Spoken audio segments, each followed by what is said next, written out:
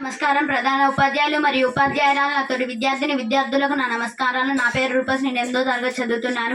మా పాఠశాల పేరు లిటిల్ మైండ్స్ ఇంగ్లీష్ మీడియం పాఠశాల. అందరికీ ముందుగా హోలీ పండుగ శుభాకాంక్షలు.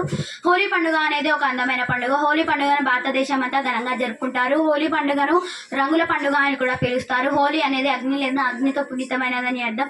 ఏటా పాల్గొన మాసం పౌర్ణమి రోజున వచ్చే ఈ పండుగను హోలీ లేదా కాముని పున్నమి అని కూడా పిలుస్తారు. ఈ పండుగను వసంత ఋతువులో జరుపుకుంటారు.